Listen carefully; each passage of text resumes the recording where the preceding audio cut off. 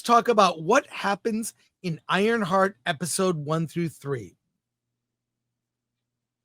Ready? Yeah. Okay. All right. So I'm just going over my notes because I'm trying to remember where I've got a bunch of notes too because I've got people's names. And I need to know the line between episode 3 and 4. That's all. No, 69. Well, yes, I've got that line. Anyways, Okay. Let's get into it. Now just to be clear, I watched this all in one night from 5 p.m. until like almost 1 a.m. The episodes range in length from 40 minutes, the shortest episode, up to 57 minutes, the longest. It appears as if the way it was cut to me, this show was intended to be more episodes, maybe 9 or 10, and it was condensed. This is me speculating. No knowledge if that's true. But what we've got is a character that appeared in Wakanda Forever, that's Black Panther 2, that was introduced in that series, that now is, at the beginning of the show, in the first episode, kicked out of school. Her grant was taken away, and she leaves college stealing the Ironheart suit that she built. By the way, you should point out why she was kicked out of school. Yeah. Why was she, Alan? She was selling papers to other students. She was using AI, writing like term papers, selling those to other students who then passed it off as her own work. And that's how she made money for a good cause. Yeah.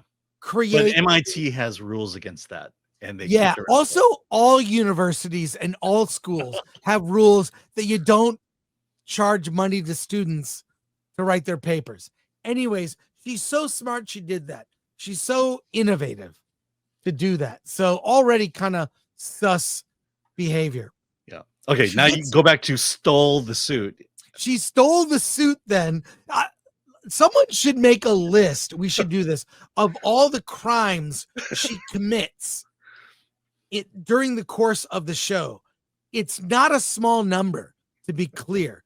She is creating she's fraudulent with work at her college, steals the Ironheart suit, goes back to Chicago where she gets the attention of a guy named the Hood, who has a group of how would I describe a team, like an Ocean's 11 like team that pulls off heists. Yeah, we'll get into that later. Right. He has a team. By the way, we should say she has a heart of gold, so she gets a pass on everything. Sure, it's okay to do all these things if there's a redemption in the works, or she's aware that what she's doing is bad. She'll be on a redemption arc. But I can confirm that never happens in the show. She is not a likable character from the beginning, and we'll document more and more of the things she does where you're like, well, that's not what a hero would do. A hero would do those things if it was for a greater good, say to save a busload of kids or a kitten caught in a tree, or save, I don't know, stop someone from causing harm to others. But literally everything she does in this show is for selfish reasons. Yeah. I mean, it's interesting how Marvel, they superheroes, especially the more darker ones, they get their superpowers because of moral weakness. Bruce Banner is the great example, or even David Banner. They get their powers because they're trying to get something that they really shouldn't have. They're trying to go for some kind of power that they shouldn't have. And in a moment of moral weakness, they get that power and then learn the lessons that the power is not something that they really want, which Ironheart never learns, or, that's never a theme in Ironheart. Yeah. Well, in any case, she joins this group of, what would you describe them as? Of highly athletic individuals. Well, it includes Slug, played by Shea Coulee, who's a hacker. queen. who's a hacker. Yeah, I don't know how drag she race. hacks. Drag race. How she hacks with such big fingernails. Anthony Ramos, who I actually like as an actor, he's decent. Plays Parker Robbins, also known as the Hood. He has a mysterious hood that gives him abilities. Let's just say that. Manny Montana plays John, who's kind of a heavy, kind of directing what they're doing. And there are other characters in their group, this Ocean's 11 type group, and he wants to recruit Riri and use her Ironheart suit in some of their criminal activity. Basically, they're convincing captains of industry to sign a paper giving them money, rights. It's not 100. We're not 100% clear why they're signing a document that they have to sign something over, and they're basically forced to sign the document. Yeah. And it's a contract. It's by lawyers. For money, Riri Williams is like, okay, it's a job. This is a way for me to get money and get what I need, the materials I need to fix my suit.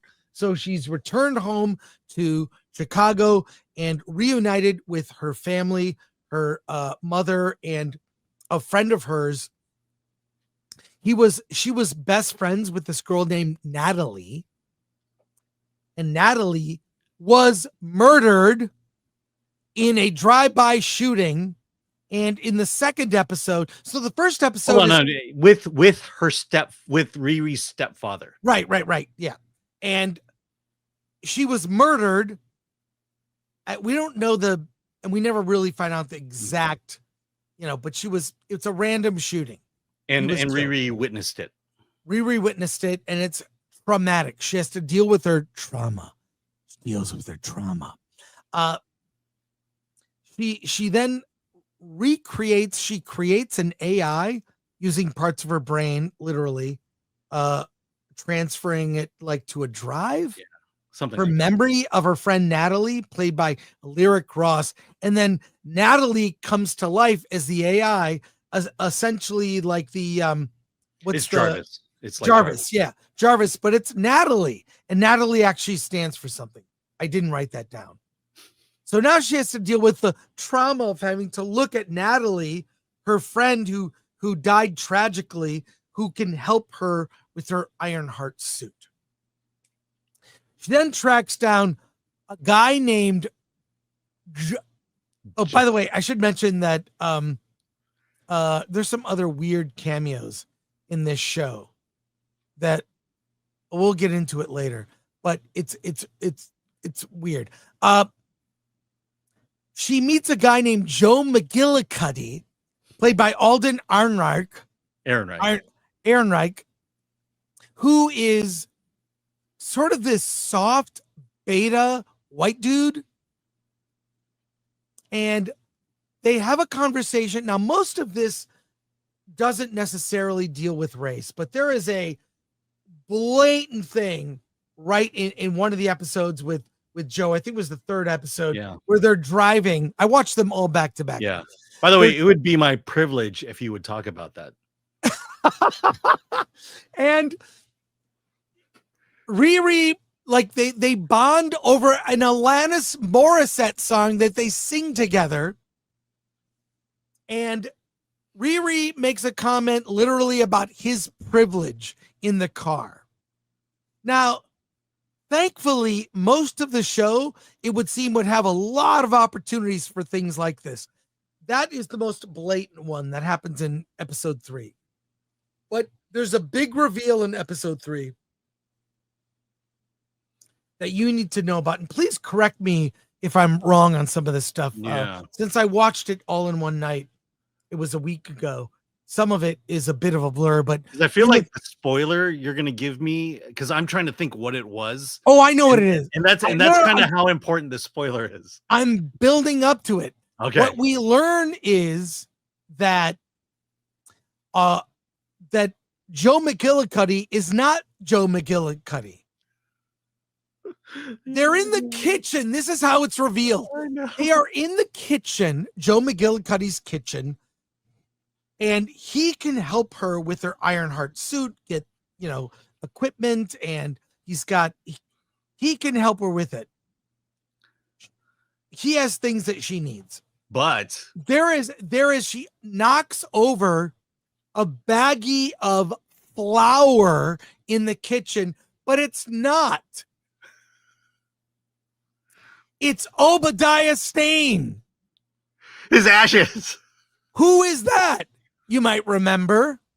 This is why you need to watch. You need to watch the first Iron Man to understand the show. Obadiah Stane, played by Jeff Bridges, is Ironmonger from the first Iron Man. And Joe McGillicuddy is a pseudonym. His real name is Zeke Stane, Ezekiel Stane, the son of Obadiah Stane. Basically mirroring Iron Man, who took on Obadiah Stane in the first Iron Man. And now Ironheart is pitted. Well, it gets murky. With Ezekiel Stane, the son of Obadiah. Dun, dun, dun.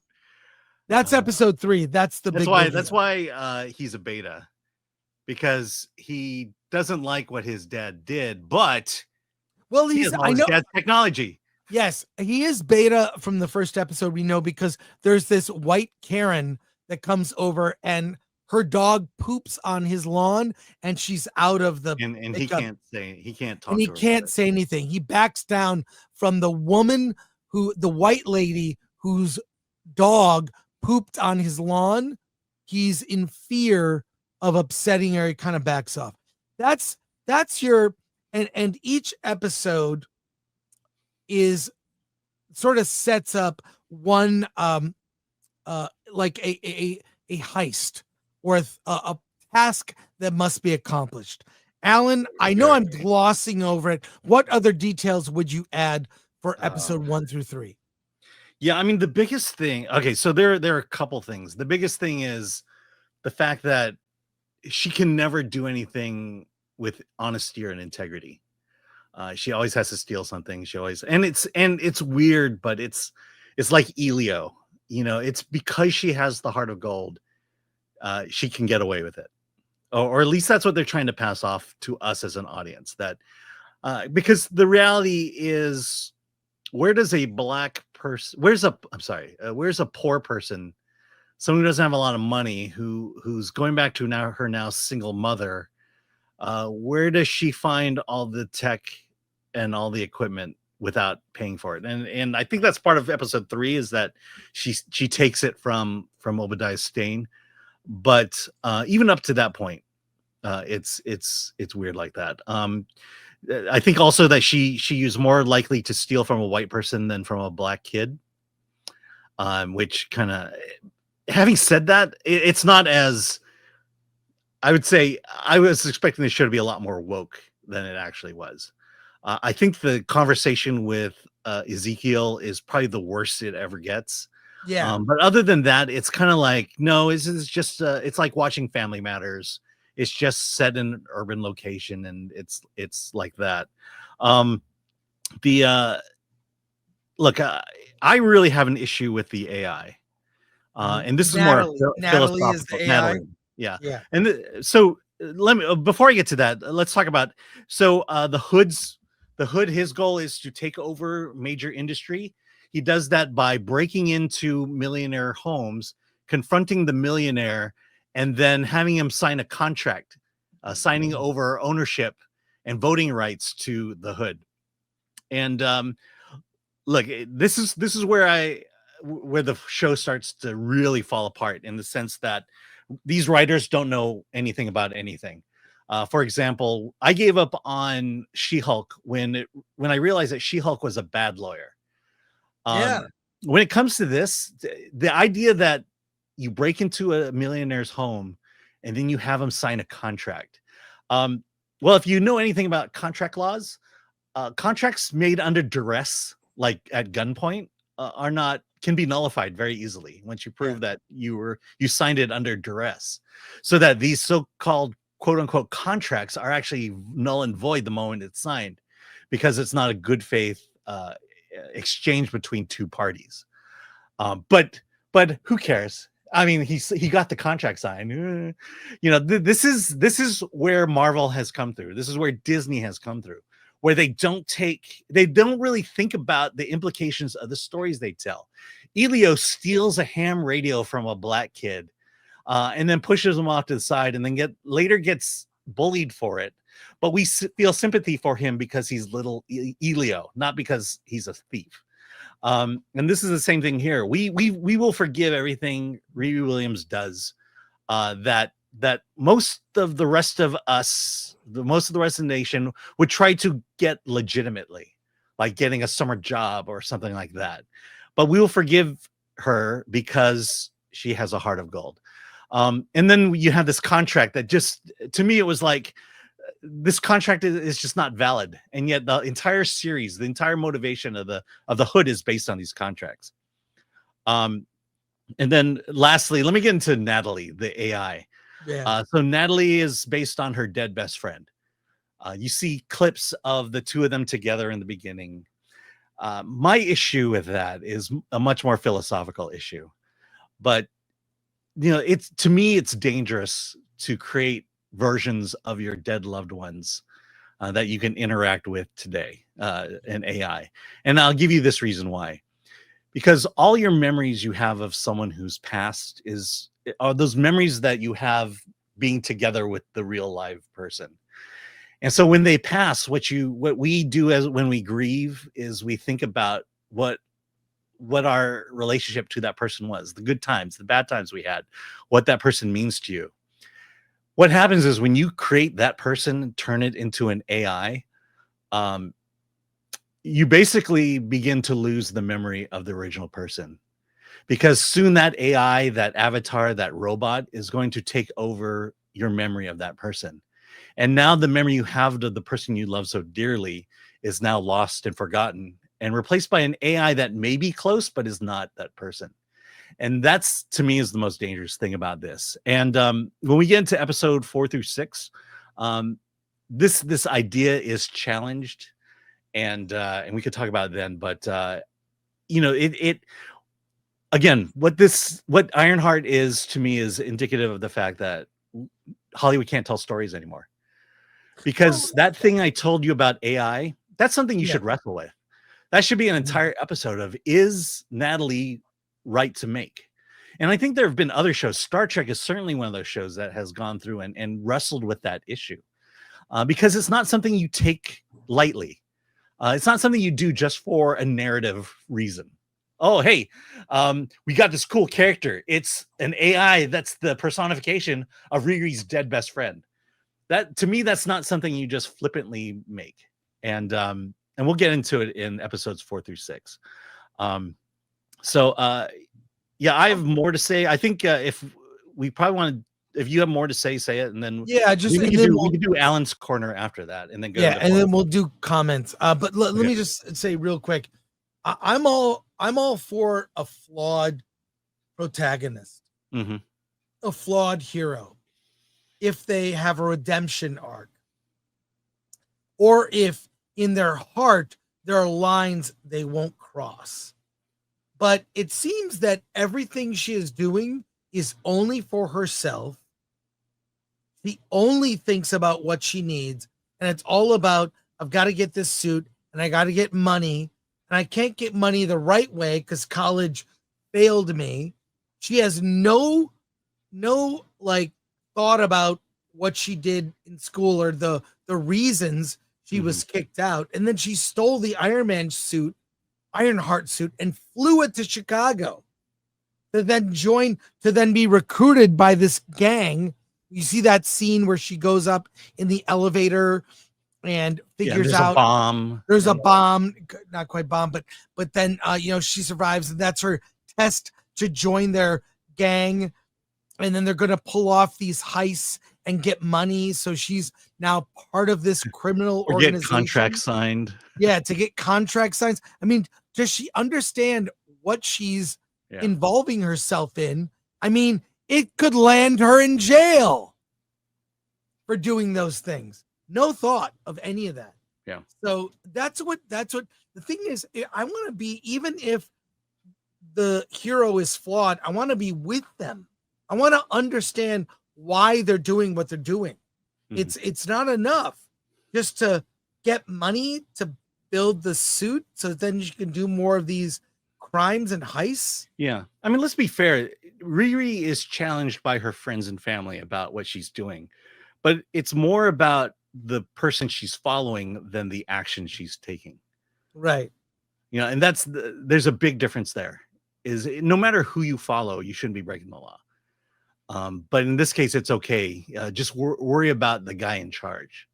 Well, it's not like, she saved someone and then she wrecked a car or did property damage, but in the course of doing that, did good, right? That's, I mean, heroes, we know, they can screw things up. I mean, they did a movie about that, Civil War, right? You got to kind of, you got to watch out the damage you do. Yeah. But in this, you just don't see it.